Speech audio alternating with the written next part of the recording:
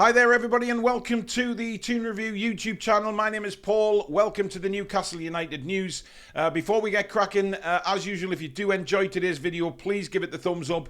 Very important to the channel that we keep those coming in, of course. And if you're new, as we head towards 33,000 subscribers, please do hit that subscribe button. If you're new, it is free to do so. And don't forget to hit that notification bell so you never miss an upload or a live show.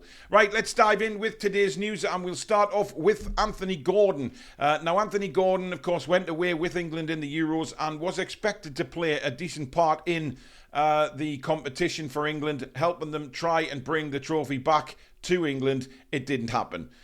He played a brief couple of minutes as an early substitution, as a substitute in one of the earlier games, and you know, Gareth Southgate just blanked him after that, didn't use him at all, and that was a big disappointment for Anthony Gordon, never mind us Newcastle United fans. Now, he's come out in an interview while he's been away with England, of course, to explain the situation of how he felt. Was he annoyed at the manager? What is he going to call Gareth Southgate out?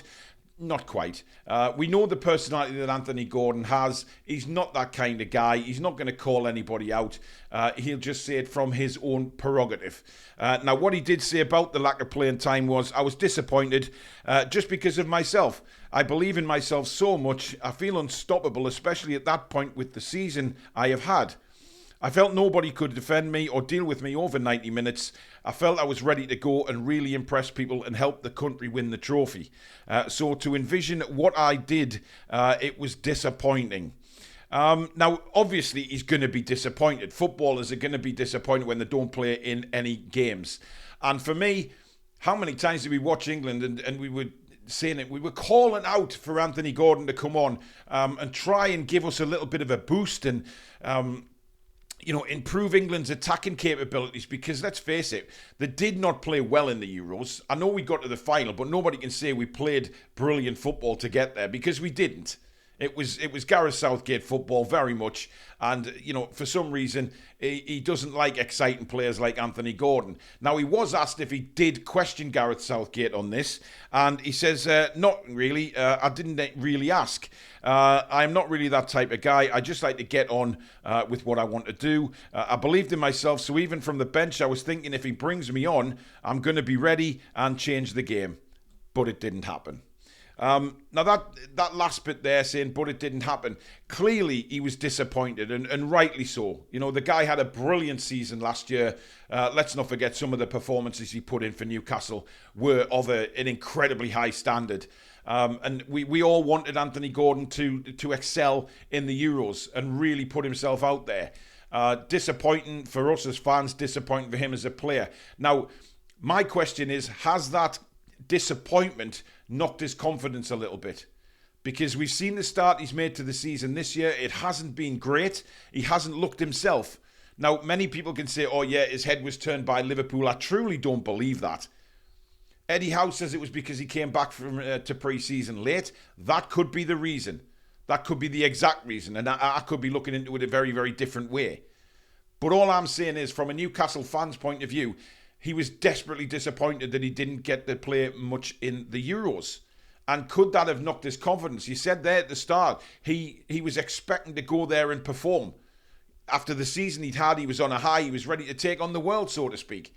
And because he wasn't played by Southgate, does that rock his confidence going into this season? And is it just a case of he needs a few games to get that going, get a goal or two, get his confidence back? Has his confidence been knocked a little bit by that England setback in the summer? Or is it just simply because of what Eddie said? It's because he's come back late from pre-season and he just needs a little bit of time to get up to speed again. It is a question worth asking, because the disappointment for Anthony Gordon is there for all to see. You could see it really when he was sitting on the bench for England.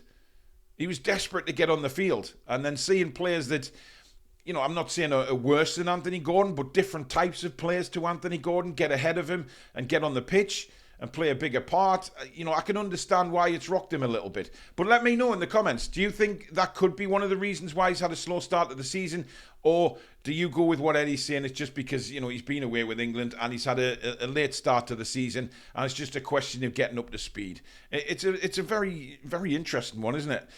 Anyway, Kieran Trippier. Now, there's been talk of Kieran Trippier leaving Newcastle United for, all transfer window, let's be honest. We've seen this in many different media reports that Trippier's going here, he's going there. Everton was very heavily linked towards the end of the transfer window, but that didn't come to any fruition as well. Now, he has been linked with moves away even after our windows closed. Saudi Arabian clubs and clubs in Turkey. Now, the main interest seems to be coming from Turkey, but Newcastle United have stated, and mainly Eddie Howe, that they will not be selling Kieran Trippier any time before the winter transfer window. So he will be with us until at least January. Now, obviously, Kieran Trippier has been in the headlines for very different reasons to football. We on this channel are not paying any attention to that at all. Whatever's going on in his life is his business. We are sticking to football. And I think on a footballing basis, to keep him is brilliant. You know, he's realised now that Livramento is the number one choice for right back, and rightly so. Livramento has proved how good he is, and of course now in the England squad. We all knew that he was an England call-up very, very soon for him. But Trippier's influence around the club on a footballing basis, you know, off the pitch, in the dressing room. You saw what he was like on the sidelines the other day against Spurs, barking out instructions that, maybe Eddie Howe hadn't seen, but while he was, warming up, he was barking instructions out. That's the kind of leader we need at the football club. He's very respected, and, despite him being 33 now and not as pacey or anything like that, he's still a very, very good footballer at the same time. So if anything happens to Livramento or Livramento needs a rest, we have Kieran Trippier.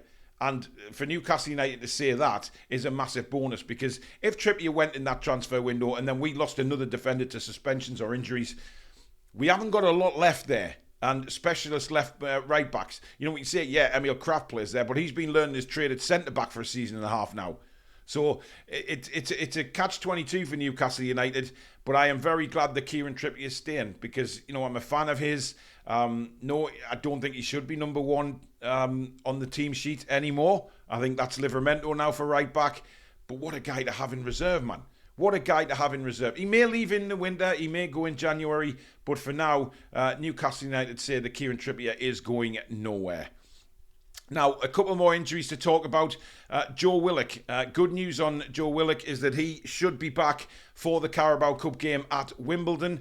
Of course, he got injured in the last round at Nottingham Forest. And Joe Willock, I think, is a very, very, very good footballer who we need. We've seen it a couple of times already this season when Joe Willock's been involved. We've been, dare I say, better going forward. We look very, very strong going forward and very dangerous.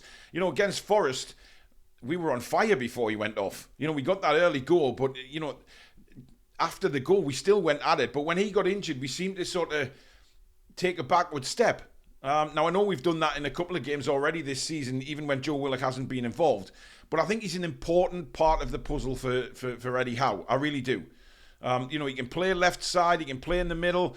I think he's a very good asset to have. We were all saying in the summer that we didn't think maybe Joe Willock would play a big part. Some even said that he might be moved on. But I think we've seen early doors just what he's capable of. He'll be just as frustrated as us as fans at the amount of injuries he's had. We know there's a few players in that squad who seem to be made of glass.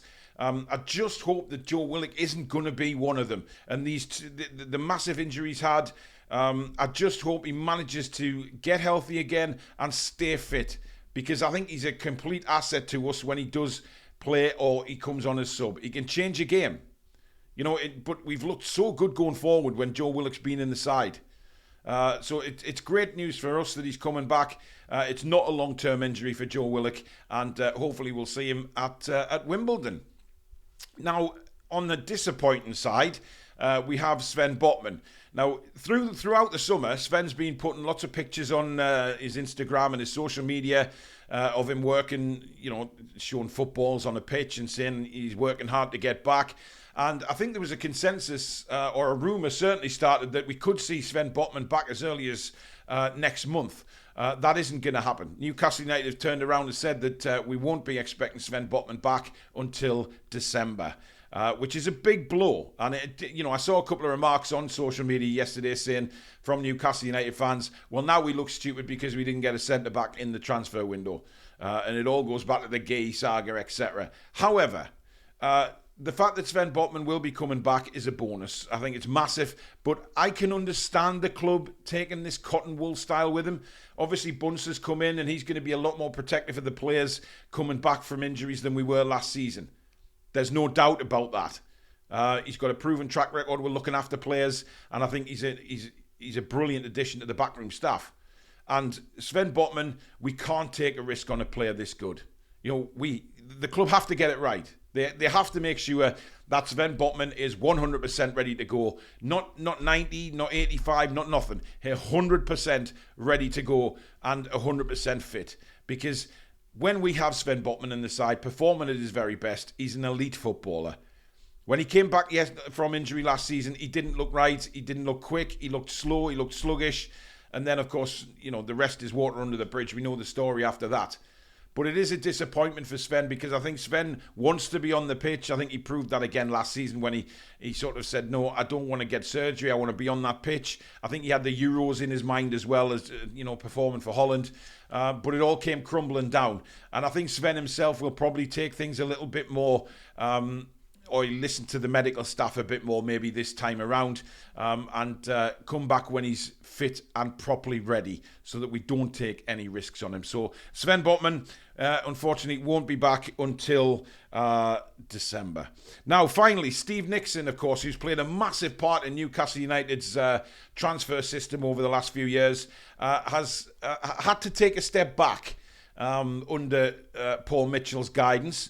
The reports are that he's not very happy about it, but he is prepared to work under the new strategy. Now, of course, Paul Mitchell said in that interview yesterday he was very critical of the strategies.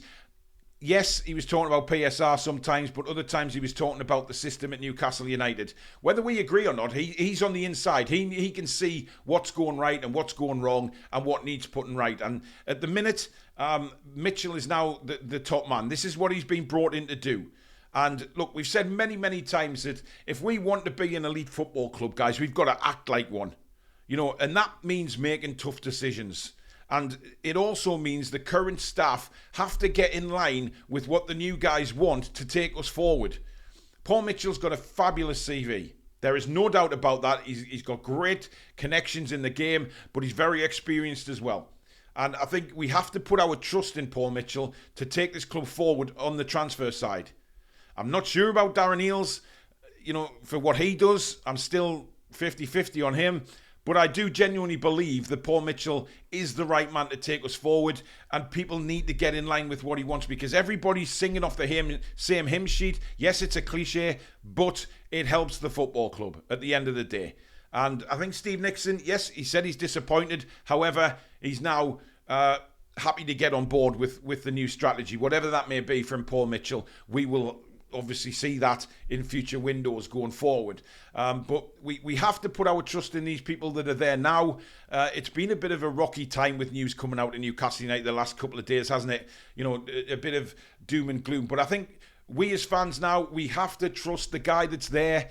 Mitchell's, he came in, he's had a good look and a good oversee of what's gone on in the past. He wants to change things to his ways. And I think, that's good. That you've got a new guy coming in and not just sitting around going with what's already been. He wants to change things to his way. And his way, let's be fair, has worked in the past. That's why he has a fantastic CV. So I think everybody getting in line with Mitchell is a good thing. But you might disagree with me on that, but that's just me coming from a Newcastle fan. I want to see the whole backroom staff working as one to get this club where it deserves to be. But let me know how you feel on that. But there you go, guys. That is it for the news today. Thank you very much for watching. Like I said at the start, if you have enjoyed it, please hit that like button. And of course, if you're new and you like what you see, come and subscribe. It is free to do so. And don't forget to hit the notification bell so you never miss an upload or a live show. But have a fantastic Friday, or what's left of it, folks. And we'll see you very soon. Take care.